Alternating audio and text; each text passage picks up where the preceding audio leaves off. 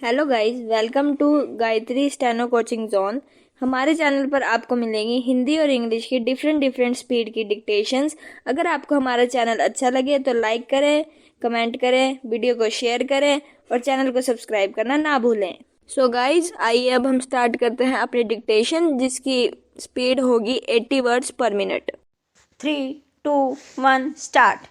महोदय, मैं उन सब बातों को दोहराना नहीं चाहता हूँ जिन पर पिछले कई दिनों से सदन में चर्चा होती आ रही है बेराम, लेकिन मैं समझता हूँ पृष्ठभूमि तैयार है, सारे कारण मौजूद हैं बेराम।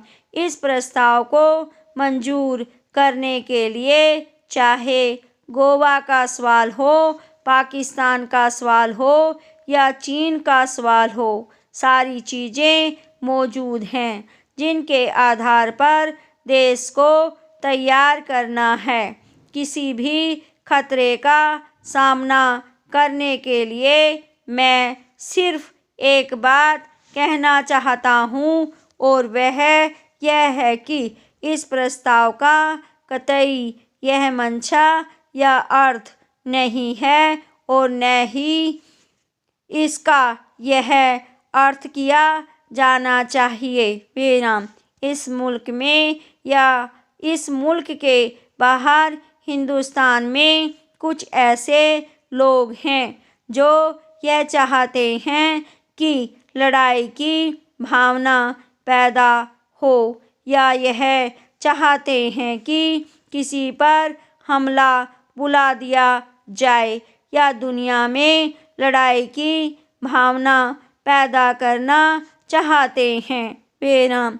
ऐसी बात हरगिज नहीं है बेराम, लेकिन यह बात ज़रूर है कि हमें अंतिम शक्ति कायम रखनी है।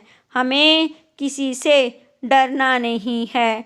हमें इस भावना को पैदा करना है कि हम किसी पर हमला बुलाने वाले नहीं हैं, लेकिन इसके साथ साथ यह बात भी ज़रूर है कि हमें किसी से डरने वाले भी नहीं होना चाहिए बेराम। मैं समझता हूँ कि यदि यह प्रस्ताव स्वीकार किया जाता है अभी प्रारंभिक स्टेज पर, तो यह केवल उन विद्यार्थियों पर लागू होगा जो कि कॉलेजों और विश्वविद्यालय में पढ़ते हैं और जिनकी उम्र 15 साल से ऊपर है और आगे चलकर भविष्य में चलकर हमें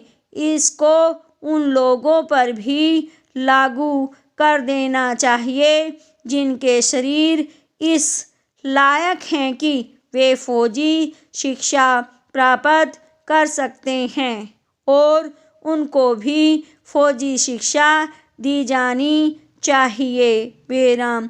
सारी परिस्थितियों को देखते हुए और सीमाओं पर जो संकट पैदा हो गया है उसको देखते हुए भी तथा अपनी स्थिति को साफ करने के लिए देश में और बाहर भी यह अनिवार्य हो गया है कि सरकार इस प्रस्ताव को स्वीकार करे और मुल्क में यह भावना पैदा करे कि कुछ भी हो, हमारे देश में कितनी भी मत विभिन्नता हो, राजनीतिक उद्देश्यों में विभिन्नता हो, जहाँ तक देश की सुरक्षा का सवाल है, देश की सीमाओं पर किसी खतरे का सवाल है, उसका सामना करने के लिए इस देश का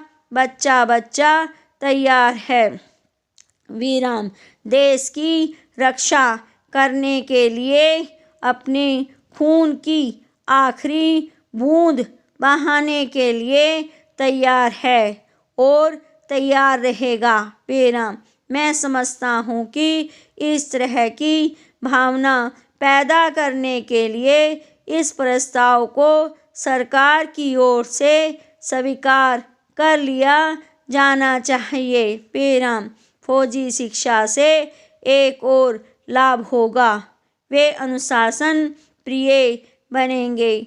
और आप जानते हैं कि किसी भी देश के लोगों में अनुशासन कितना आवश्यक होता है। पेराम आज चारों ओर बढ़ते हुए अनुशासनहीनता को देखते हुए यह और भी ज़रूरी हो जाता है कि इस तरह के प्रस्ताव को सरकार फौरन स्वीकार कर ले।